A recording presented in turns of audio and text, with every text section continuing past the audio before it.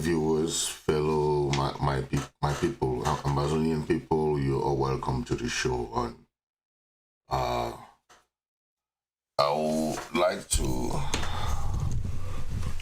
specify you're all welcome to the show.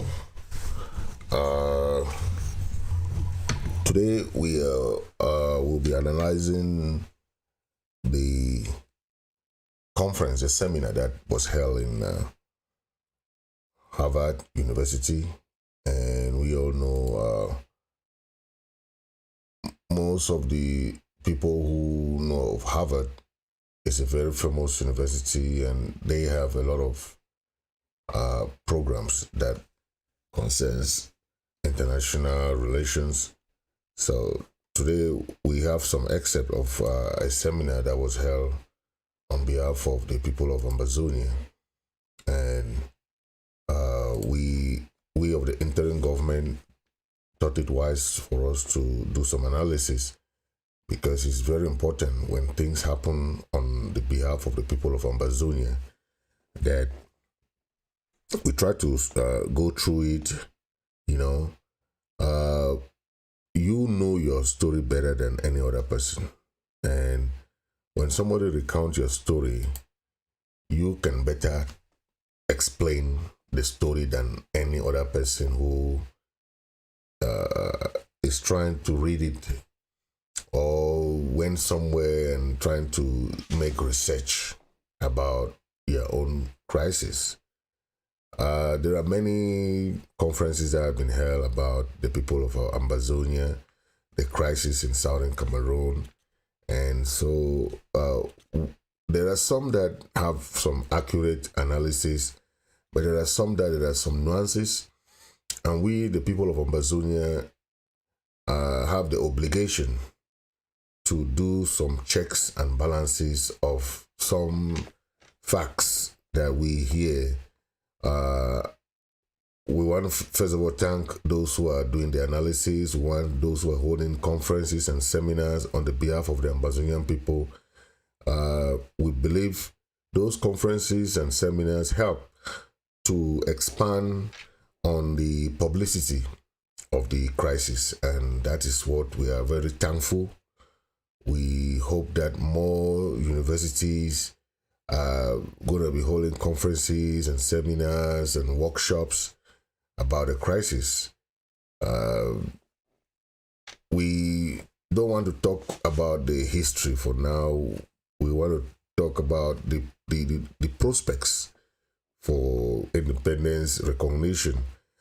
A lot of video out there about the history, how the two countries got their independence, and one in 1960, 1st of January, which was the French Cameroon, and the other one, which is Southern Cameroon, Ambazonia, that had its independence in the 1st of October 1961. So these are two separate countries, and they happen to be given that opportunity to see if they can have a federal system. But we have realized that people don't understand that these are two countries, right? And when they analyze it, they put it in such a way that it is like Southern Cameroon is in Cameroon. No, these are two separate territories, had their separate independence. They had no relationship when they had their independence, okay? The first had their independence in 1960, no relation. Southern Cameroon had their independence in 1961 without La République or Cameroon, French Cameroon in their territory, okay? The only time that is after the independence that the French Cameroon invaded the territory of Southern Cameroon, brought their gendarmes, brought their military, and occupied the land. So people should know that, okay, that this is a crisis of occupation. It's not a crisis of, it's not a civil war, it's not rebels or separatists fighting this. Though all those are not the proper appellation when it comes to the crisis of Southern Cameroon. It's a issue of occupation where one country occupied the other. Okay, and when you hear of the 20th May 1972 referendum and how the Cameroon government of Ahijo manipulated the referendum by putting the yes and we question, that is where you understand that the Southern Cameroon people were manipulated. Okay, and that is why we are saying that this coming 20th May, there is 3-day lockdown to tell the international community that our people are still in denial of any relationship with the people of French Cameroon. Okay, and this lockdown is for 3 days, from the 18th of May to the 20th of May. And that 20th of May symbolizes the annexation, the day of annexation. And we are having this lockdown to push back and to tell the international community that we are no more part of this country, because we reaffirm our independence and our recognition. That is why we are calling on the international community to understand the dynamics of the crisis. And if on this same year, 21st century, we are accepting annexation or recolonization, then it is sad, because this is what we call annexation or recolonization. Okay, and we still confirm that the decolonization process was not over, and Southern Cameroon, Ambazonia, is one of those countries that are still under occupation. Okay, and whenever people recount this crisis, they forget to understand certain dynamics. So we are just there to give some corrections, make some amendments on what people are recounting. So I'm gonna play some. We have some excerpt of the lockdown that has been declared by the interim government. So we want to let the people of Ambazonia know that this crisis is still ongoing, and we cannot relent our effort to tell the international community that we are against any form of colonization, any form of anything that can keep us in bondage. My fellow Ambazonians, this is a communique from the interim government of Ambazonia. This is your Undersecretary for Home Affairs, Comrade Fritz Misodi. This communique concerns the 20th May lockdown. The interim government, in collaboration with other groups, has passed this 3-day lockdown from the 18th of May to the 20th of May as the days that we have to lock down in Ambazonia. For the past year, we have joined efforts to emerge stronger from the efforts of the war. We reaffirmed our steadfast commitment to an international process that is free and open, based on adherence to international law, support of rules and norms, and respectful of the sovereignty of the people of Ambazonia. The interim government is requesting 3-day lockdown. We have done this for the past years, and we respect Ambazonians for respecting these days. We thank the refugees, our prisoners of conscience, our fighters, our activists for respecting the ghost towns, the lockdowns, and also the orders from other groups. The interim government has not only the legal obligation, but has the moral responsibility to put down these laws. The point of lockdown is a refusal to cooperate with unjust laws, policies against the people of Ambazonia. We urge all Ambazonians to respect these 3 days lockdown from the 18th to the 20th of May 2023. Stay home, stockpile food for these 3 days. We have done this for the past 7 years, so we are at the finish line to victory. Let us all remain resilient and respect these 3 days. Please, ladies and gentlemen, fellow Ambazonian, this is our own referendum, and this is our quest for international community to listen to our request for total restoration of our statehood. This conflict has plagued Ambazonia since 2017. La Republic authorities wage a war on Ambazonians. Civil disobedience or ghost towns and lockdowns and passive resistance has always been the tool the people of Ambazonia have used to show support for the struggle. So refusal to obey the demands of the interim government, but instead respect the occupying power, is exactly against the liberation struggle. Today, because of our resistance, the international community is asking Ambazonians to go to the referendum table. Ghost towns and lockdowns occur without resorting to violence or active measures.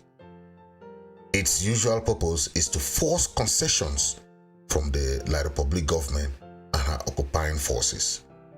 Those who believe in the voice of people say we accept the decision as long as it is freely expressed.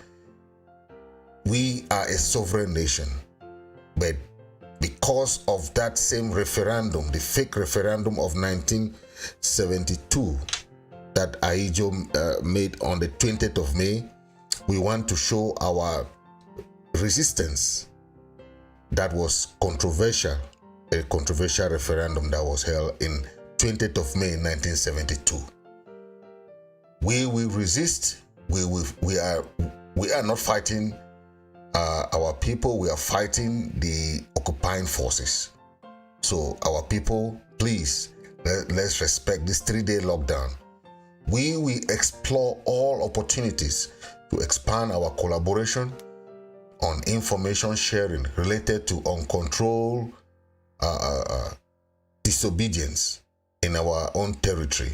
So we condemn any effort aimed at unwanted measures to slow down our opportunities. We recognize that some stakeholders may have concerns about either negotiation or referendum, but this lockdown is as an opposition to the fake and controversial referendum that was held in 20th of May 1972 by Ahijo government that claimed that we were united with the Republic of Cameroon. So we are in total resistance against this fake referendum that happened. So this lockdown is as a result of that fake referendum that happened. So the interim government reiterated the sovereign right of Ambazonian people to strong resource management, including the responsibility to deter, to prevent, to detect, and to disrupt those who seek to evade or facilitate the ongoing war, such as blacklegs and enablers. Those who disrespect our laws and our land is against our struggle.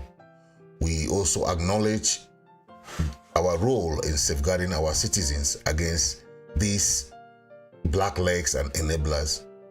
And we hope that we are going to fight till our people are free. Today, the interim government reaffirmed the importance of other groups and partnerships in addressing complex homeland and national security challenges in Ambazonia in this crisis. Our history of cooperation with other groups, our shared values towards the revolution, and our enduring collaboration with other groups provide solid foundation to face the challenges and the opportunities of the crisis together.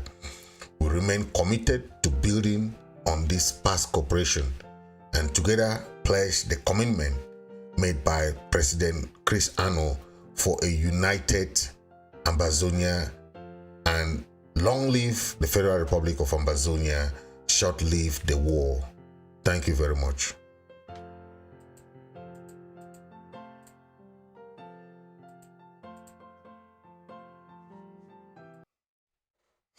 Thank you. That was an excerpt of the communique of the lockdown that the interim government made against the 20th May, the upcoming 20th May celebration that is always celebrated, whereas that 20th May stands for the day of an annexation.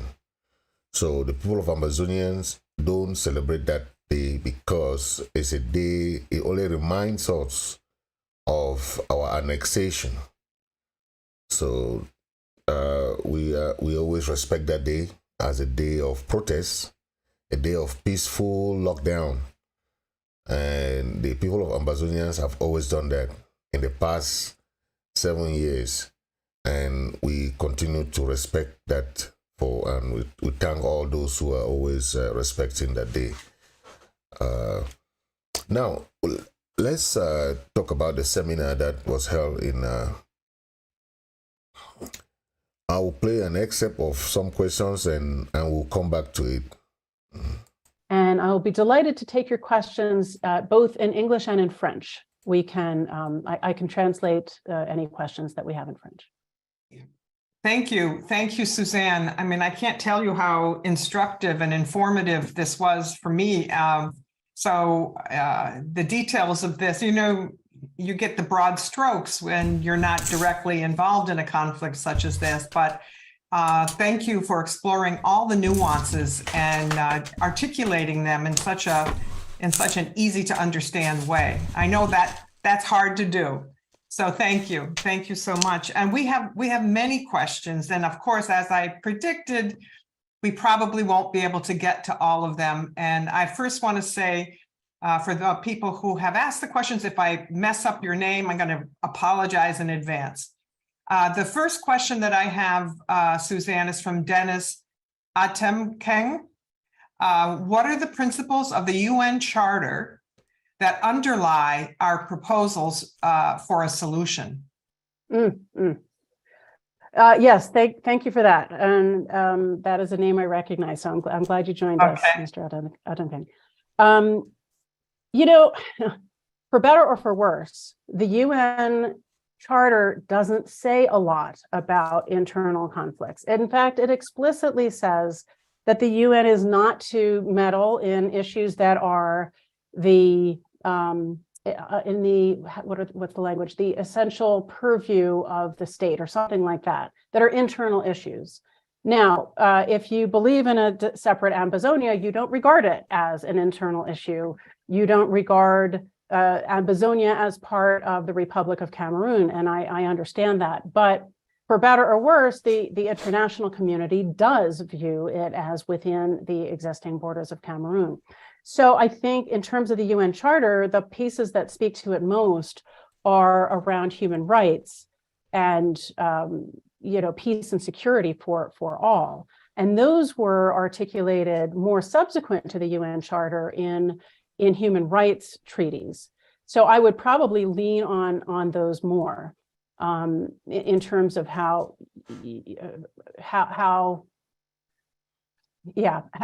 people are treated within the internationally recognized state. So I'm sorry, there is not much in the UN Charter. People talk about the principle of self-determination, but that norm was really more live around the end of colonialism. And nowadays, and since the UN Charter, the norm of territorial integrity tends to trump the norm of self-determination. I still think self-determination could be realized potentially in some way, but there's not much in the charter that says, hey, you should get independence. Suzanne, before I move on, I was curious about how you suggested that maybe the 4th anniversary of the National Dialogue would be an opportune time to reflect and to see what was missing, what was good, and all that. Was civil society involved in that national dialogue? Yeah, I don't think they were invited in terms of, named stakeholder groups. I think it was more, I guess I don't know all that many details of how they were involved, but there were different commissions. I think there were 8 different commissions of the national dialogue, each led by a number of vice presidents. Some of those came from civil society organizations. And then I think that the door was open for individuals to participate as individuals. So it was more, I guess, more akin to public meetings than stakeholder negotiations or dialogues. Yeah. All right, thanks. And Remy is just adding a comment here to your explanation, an answer to the previous question. He's saying, but is it not an internal issue because there was no union treaty? Yeah, I mean, I understand those arguments, and I'm somewhat sympathetic to those arguments that the people of the British Southern Cameroons were somewhat against their will incorporated into Cameroon. It's a bit of a similar argument to the Moro, the Muslim population of the southern Philippines. They were conquered. The sultanates of the southern Philippines were conquered. Well, really not fully, but the Philippines were conquered by the Spanish. And the sultanates of the South never accepted Spanish rule, and they fairly successfully resisted it for hundreds of years. And so when in the Treaty of 1898 that transferred, where Spain sold the Philippines to the US, they argued, well, we were never part of the Spanish Philippines, so we were not legitimately brought under US control, and therefore, we're not legitimately part of the Philippine state. So again, I understand those kinds of arguments, but for better or worse, the international community still views the Philippines as one state and still views Cameroon, including the former British Southern Cameroons, as one state. So I hear and understand the arguments. I'm not stating agreement or disagreement. I'm just saying, so far from what I've seen, that hasn't gained a lot of traction internationally. Okay, Suzanne, this is an anonymous. Yes, I want to come in here to talk a little bit about some points that I just get from these discussions of the seminar. The first point I want to make is that the United Nations Charter on this issue should be geared towards self-determination. Okay. Each country that is occupied has the obligation of self-determination. She mentioned about that, and Ambazonian people have the right to have that self-determination, and that is embedded in the Charter of the United Nations. The other point that she made, that most Ambazonians know that we don't have a union treaty with the people of La Republique. We are not part of La Republique. Okay? We are under occupation. So whatever is happening, that is why we understand that because of this occupation, La Republique have made the international community to know that we are part of. Okay? We never gave our names like Northwest and Southwest. The Aijo regime gave that name after the fake referendum of 1972. We never gave name like we are Northwest and Southwest. No. We came into that union, into that fake union, as the Southern Cameroon. We are Southern Cameroon. We were not, the Aijo regime separated Southern Cameroon and put the Northwest and the Southwest. Until date, they are using that demarcation to try to separate us. Another point she made is on the issue of of the Ambazonian as an internal part of La Republique. But I want to talk about the national dialogue that failed. The La Republique national dialogue failed because they wanted to make it an internal affair. Okay. We know that the UN Charter has certain nuances because most states are still recognized because they had referendums to stay. So many countries today, even countries like Spain, they have Barcelona still having referendums. Okay, Canada is still having referendums with Quebec because some people don't want to stay within Canada, right? But our case is different. Our case is different because our case is a case of two countries. It's not like region, autonomy, or whatever. No. We had independence separately. Okay? But because of manipulation of what happened, they tend to sum us up with La Republique as one country. You understand? So our specificity is that we were an unequal status with La Republique as a separate country, colonized by the British. Okay, by the British, and that is why we are Anglo-Saxons. We have been colonized by the British. So that argument of this internal affair is what La Republique has been using, that nobody should come and intervene in the internal affair of the La Republique government and the Cameroon is one and indivisible. Their normal discussion that they say one and indivisible. You are one and indivisible how you've created a fake referendum in 1972 and you cancel the federal system. So you dupe us in 1961 to join you in the federal system. Then you dupe us in 1972 to cancel the federal system and put us within your system. Cancelled even the 2-star that was in the flag.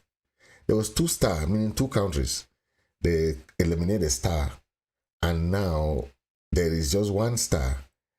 And okay, where is the people of Ambazonia? Where is their identity? Okay, our case is worse than annexation because our identity is not even known within this system now. Okay, they just put us as Northwest and Southwest. Where is our anthem? Where is our flag? Where is our thing that we brought in this union? Nothing. You cannot just eliminate some people's identity like that. Yeah. When we talk of recognition, when we talk of identity, you cannot do that to a people. And Biya himself, when he went to France, he made it clear.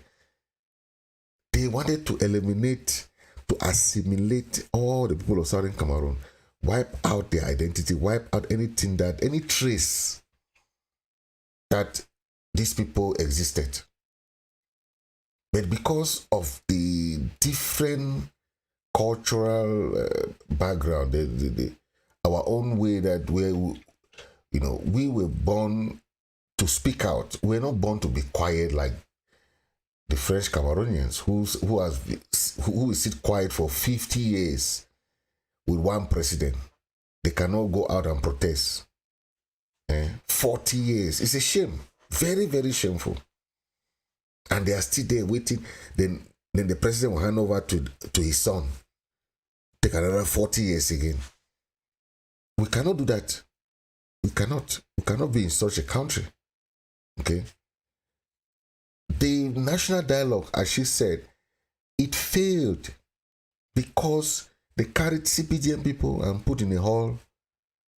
They invited some few federalists there. They went there, and what happened? It failed.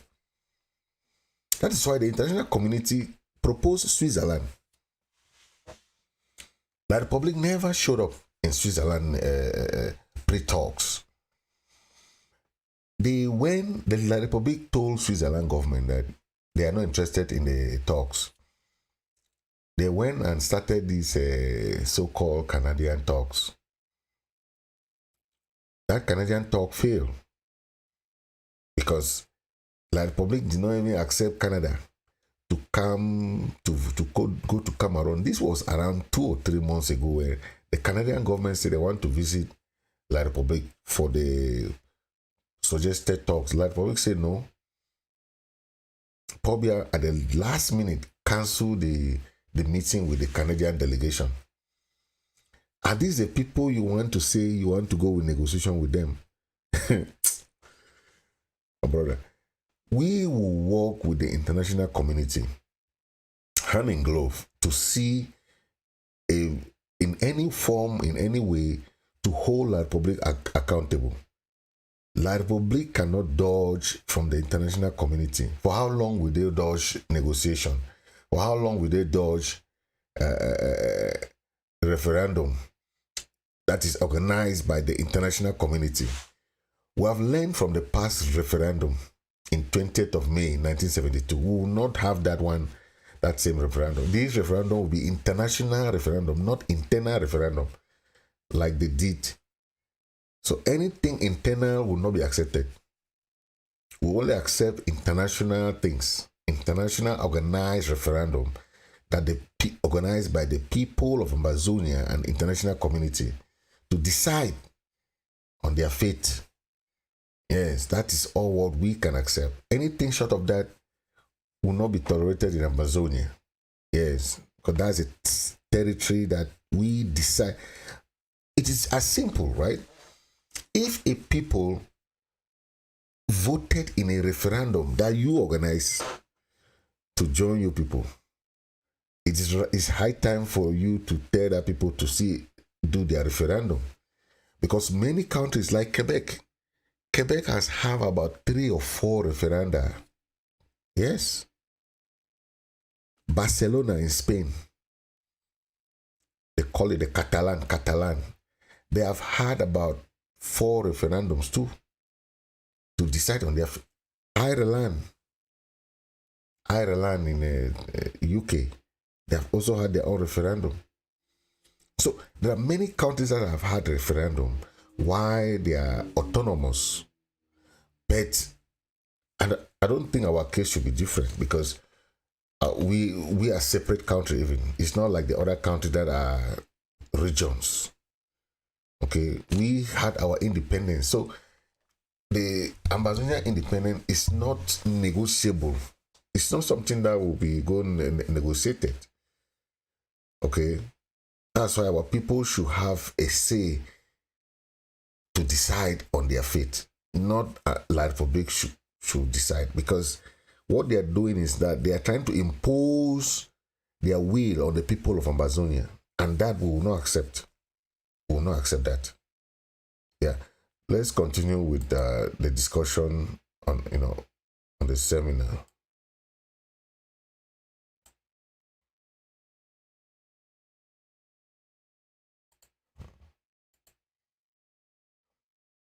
Ms. Attendee, and the question is, has any of the conveners ever found any instrument, either in the form of a UN resolution or a treaty of union, which makes the Southern Cameroons and French Cameroon one country? Sorry, can you say that again? Yeah, has any of the conveners ever found any instrument, either in the form of a UN resolution or a treaty of Official, it was never agreed, it was never legitimate. active, but China's incentives are attractive to many areas of Africa?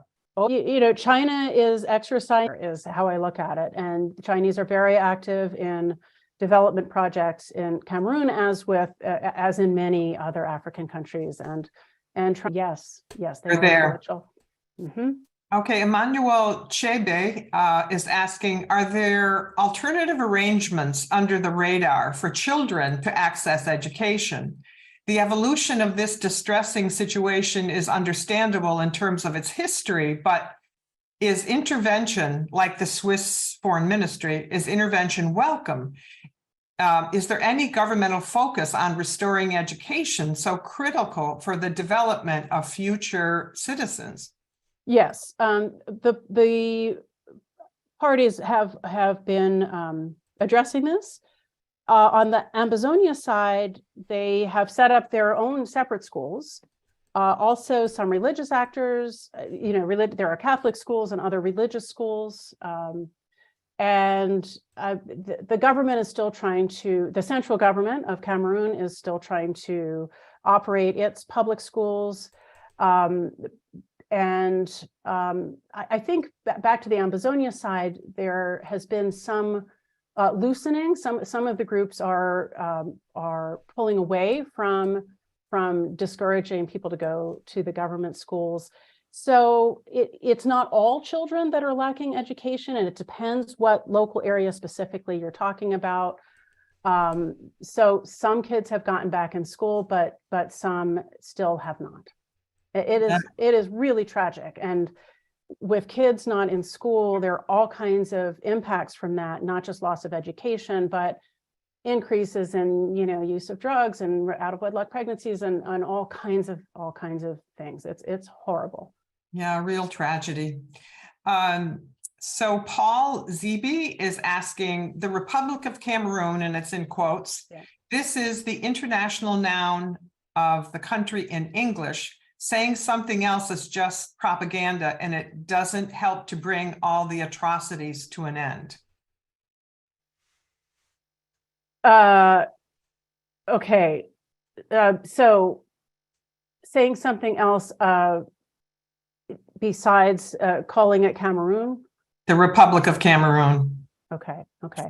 Yeah, I mean, I think perhaps this questioner is saying, like, let's not get hung up on symbolic issues. We have to really address the problems, which, I'm inclined to agree.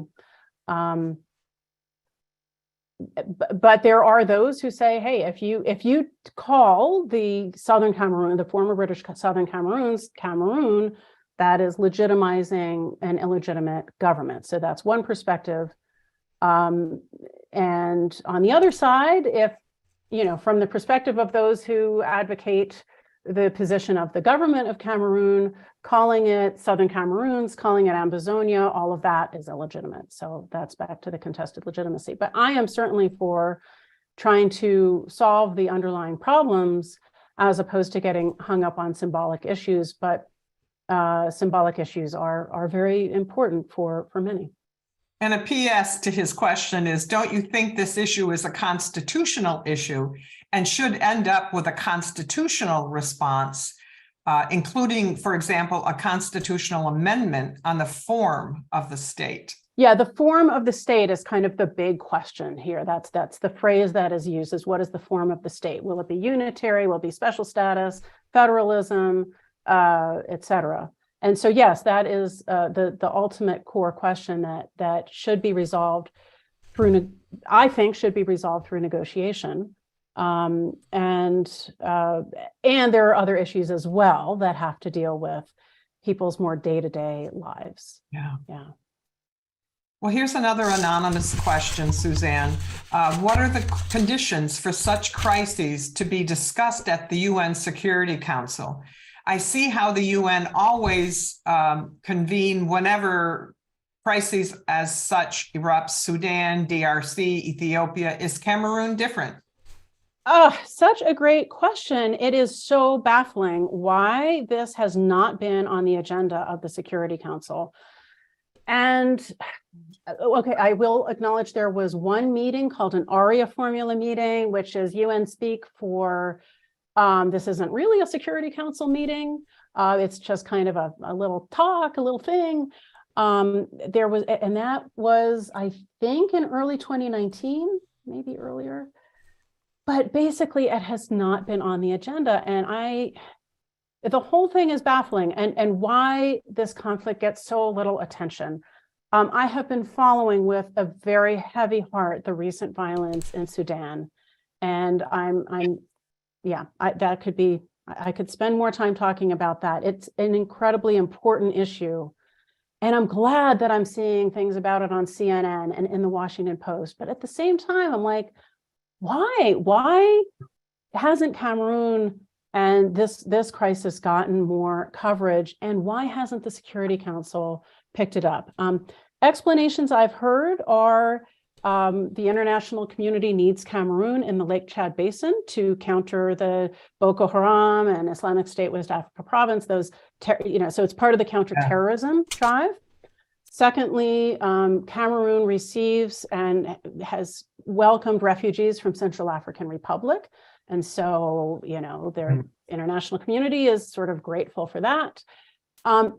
Paul Biya's age, at least among Africans, there is a very strong norm of respecting your elders. And so in the African Union, I'm answering a different question, the African Union rather than the UN. But in the African Union, some say, well, he's the sort of great granddaddy of the African leaders. And so, we can't it's not appropriate to challenge him too much. The French have always somewhat protected their former colonies. Those of you who know much about the Rwandan genocide know that at least initially the French were kind of protecting the government that turned out to be pretty complicit in the genocide. So these are some of the explanations I've heard.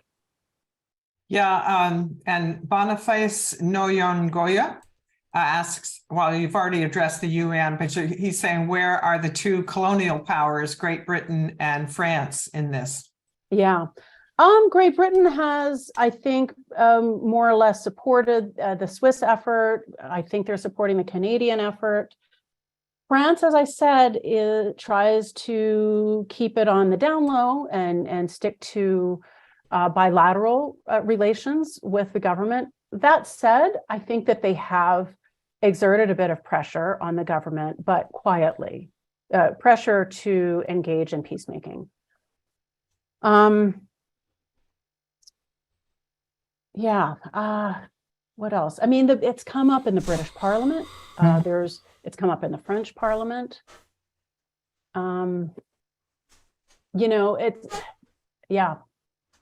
So to some extent, everybody's sort of at a loss, as to what to do. Yeah, I will come in here because I've heard some points, especially when it comes to the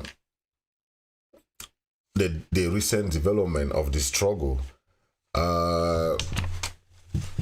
Those points that she raised, there are some important points, but let me talk about that issue of Treaty of Union. Yes, we had no Treaty of Union with La République. There's no Treaty of Union. Okay? The fake referendum that was held in 1972 was just to what we call assimilate the people of Southern Cameroon into La République du Cameroun. And from what we understood, the referendum was held in a way that it was a local, it was not supervised by the international community. And that is where the problem lies, where you have a question that they ask, we and yes. How can you have a referendum? You don't ask a question, because a referendum should be a question. Do you want to, as an independent country, remain under or remain in a federal system? That is how the question has to be. It should be between federating as an autonomous state or stay within or maintain your independence, because it's an independent country. But it should not, when our people join this in this fake referendum, they believe that they will be under this federal system of shared power sharing. In 1961, it was a power sharing plebiscite that was held, where our people voted to, in the plebiscite of a federal system. But what happened to the federal system? It failed because in 1972, Aijo stopped it, and sole-handedly one president changed it. That is why we are saying that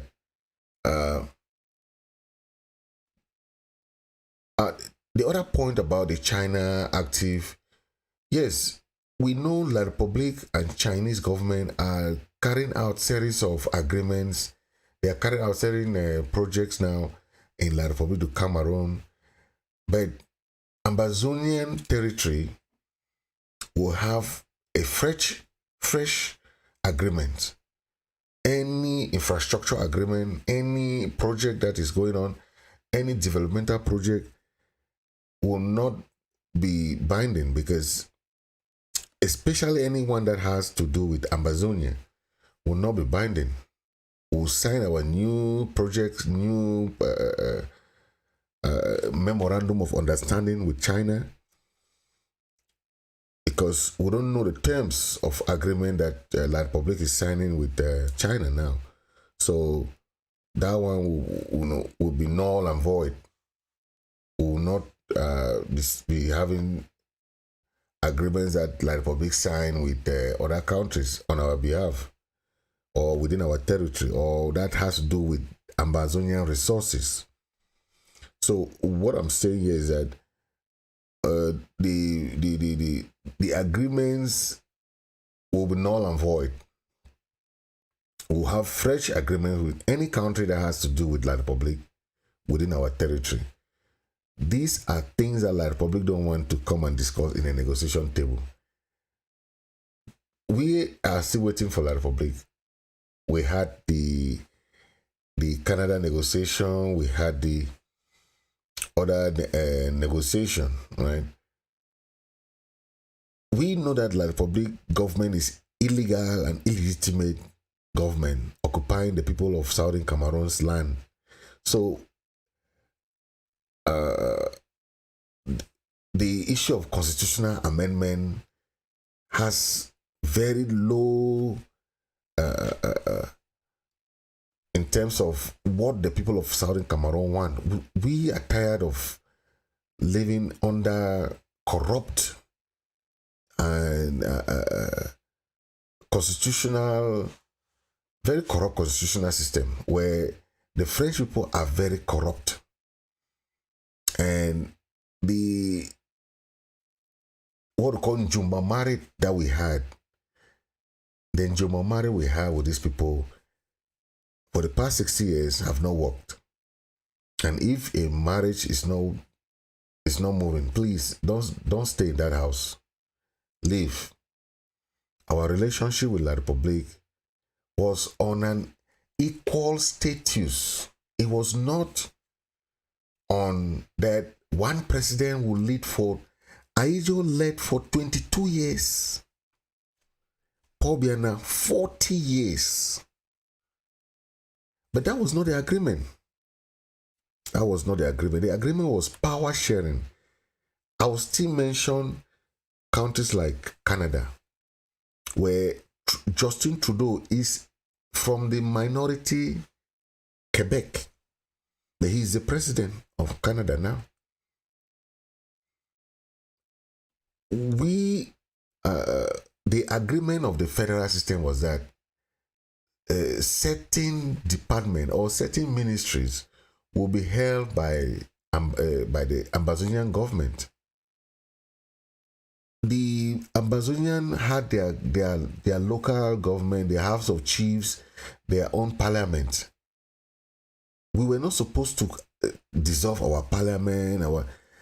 That is why the Biya regime is trying to cajole those chiefs there, trying to say that they'll be in charge of the education. But those are just ways to cajole these chiefs to, you know. The other point that she made about is a issue of UN Security Council. Our issue is vetoed by France. You know, France has a veto power. If you know about the veto power, there are 5 countries that has veto power in the United Nations Security Council. Once one country say no, it's off the table. And that is why the UN Security Council has not been ready to welcome our issue. The UN Security Council has the power to pass vetoes. The 5 countries there that have veto power can veto any resolution that want to be brought to the table. And France is there. And as she said, of course, France always protect its former colonial powers, colonial entities, its colonies. So they will not allow anything concerning Cameroon to be tabled in the United Nations Security Council. That is why Ambazonia have no choice than to keep fighting. We just have to keep fighting for our right, self-determination, to get back what belongs to us. The year that probably will want to come to the negotiation table, they will come. You hear her saying about the Swiss and Canada negotiation, that Larboy is not ready to negotiate. Biya declared war and they say, okay, our people say, okay, we brought peace plan. We were marching with peace plan.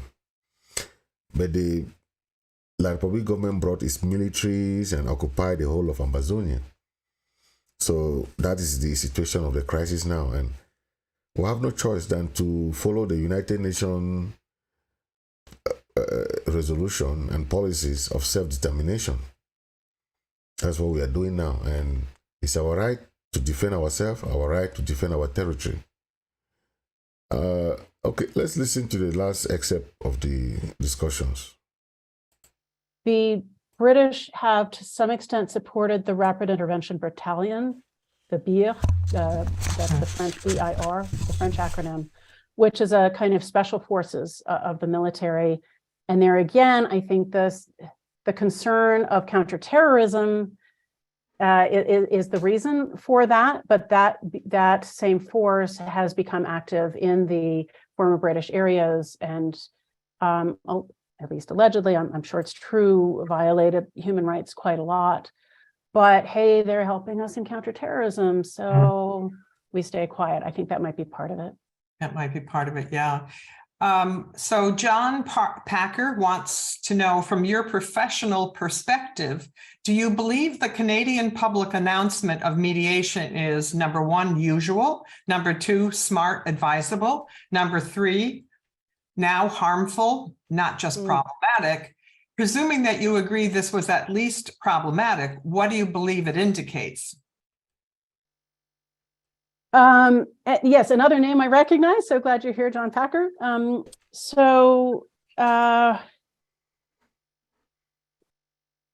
You know, to my understanding, and what I've heard unofficially from people who probably weren't supposed to talk about this, it was a negotiated rollout. So, and yes, I do at least believe it was problematic. You know, there's not a formula. Every peace process it has to be figured out on its own. There are some lessons across peace processes, but each has to figure out its own path. So I can't say, oh, gee, normally this should be done in month 9 instead of month 3. Like I can't say that for sure. I do think it, in effect, was problematic. I wonder about the Cameroonian negotiating team and how much they were in communication with others within their government as this was happening. Maybe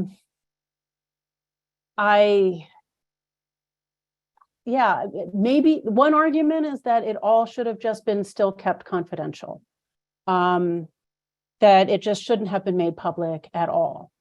And there are pros and cons to that. My mentor, Anthony Wani St. John, wrote a great book on back channel negotiations in the Middle East, the Israel-Palestine peace process. And, one among his conclusions is that, secrecy is really, really helpful in negotiations, right? To keep it out of the public eye so people can be frank and really dig in to the issues without performing to an audience.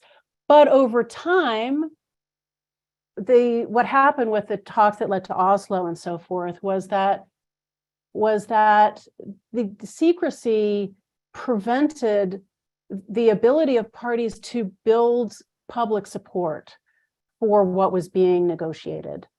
And so then you had, Yitzhak Rabin assassinated shortly after as a result, and other, ultimately it all fell apart. So at some point, I think peace processes do need to become public. Was it too soon? Maybe. As I described, I think the problem that we learned last month was on the Cameroon government side, and we need to kind of figure out how to get them back into negotiations. And I think that requires some acknowledgement of how this landed, how these announcements landed. I think that's the best I can do. Thank you, Suzanne. So this, I'm afraid, is going to have to be the last question, and it's one that's kind of dear to my heart. Negotiation has the potential to help over time if contesting parties could be involved in workshops, perhaps unofficial track 2 type of workshops, and educational, to influence the political parties. Is there any organized prospect for this type of workshop that might introduce methods of collaboration toward peace? I'm assuming perhaps, Suzanne, you do these sorts of workshops. Well, we haven't we did hold a workshop for sort of the Cameroonians in diaspora and Southern Cameroonians, in diaspora back in late 2019. We're interested in doing more of that sort of thing. And meanwhile, some others have too. Mediators Beyond Borders, USIP has done some workshops. So there are a number of other actors supporting kind of track 2 or back channeling, and we hope to be among those. No, that would be great. Again, Suzanne, this always happens. We've run out of time and we don't cover all the questions, but I'm sure people could, reach out to you if they have any, burning questions. I welcome that. Yeah. And I also want to point out that this session is being recorded. So anyone who wants to watch it again or, suggest to other people to view it, please, in about a day or two, check on the Program on Negotiation website under events, and you'll see Suzanne's talk there. And now I want to turn it over to James Kerwin, who is going to give some announcements about other upcoming. Thank you for that brief seminar.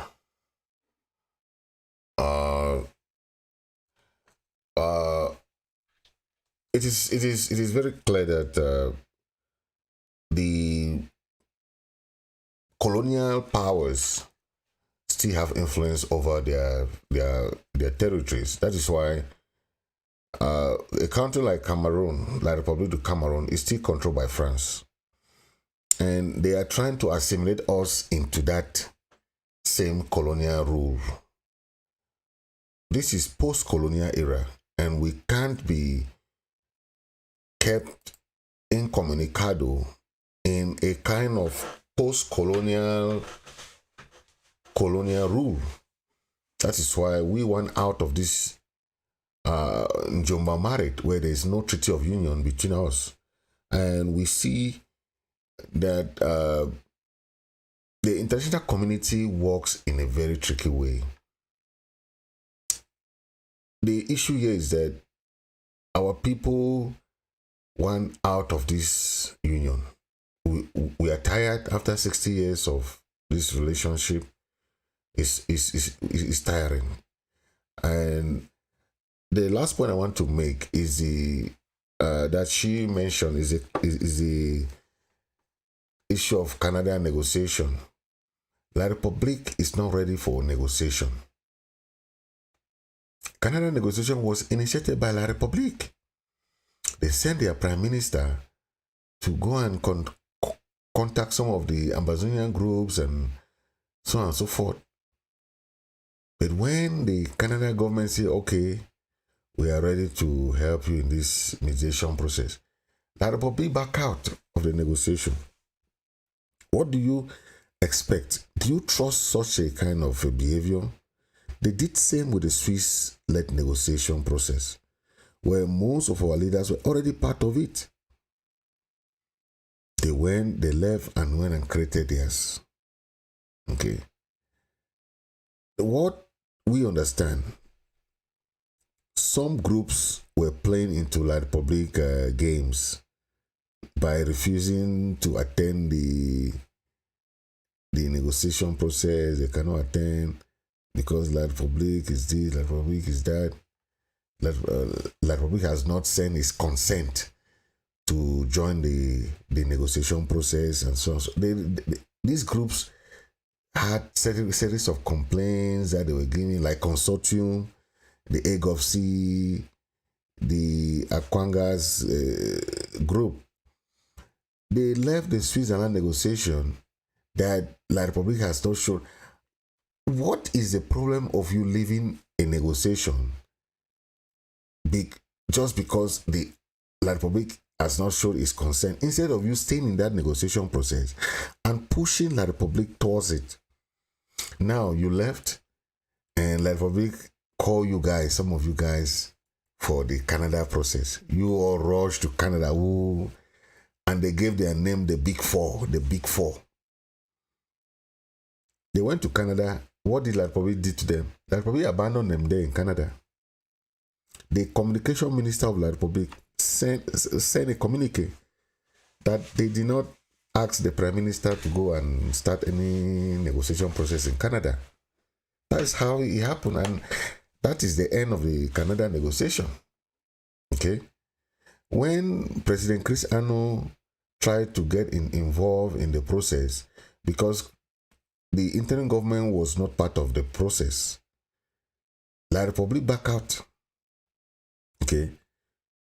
The issue with the interim government was that Comrade Chris Ano was questioning what happened with the Switzerland negotiation. And also, why is it that La Republique is imposing the topic? You cannot call for negotiation. Negotiation means to discuss issues. You cannot impose topics of discussion. So the interim government said, no, we cannot attend a negotiation that is organized by La Republique. The topic, we heard that they were saying that they can only talk about the state of the revolution and modalities of the national dialogue and blah blah blah blah blah. All those were jargons. We said, no, we cannot attend such a meeting that is imposed by La Republique, sponsored by La Republique, organized by La Republique, the topic decided by La Republique. We said, no, that is not an international mediation. Now, what was very important was that the Canadian government got involved with its foreign ministry. That is where La Republique saw that, hey, this thing can get serious, eh? La Republique said they did not start any seminar. This negotiation process was started by the La Republique government. Yes. And that is when things get worse. So, those people who are against referendum, negotiation is one option.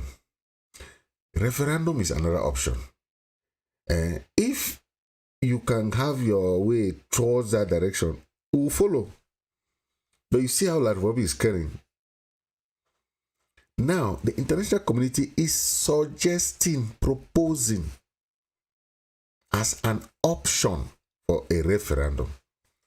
Because they have seen the cunning nature of La Republique. And we have also seen the cunning nature of La Republique. Do you think La Republique will go and sit with you in the negotiation table? When? With the backing of France, you have heard in the discussion, the backing of France, do you think which country will give a call UN security meeting sanctioning La Republic? The only country that has sanctioned La Republic is USA. USA is the only country that has sanctioned La Republic because of their human rights records.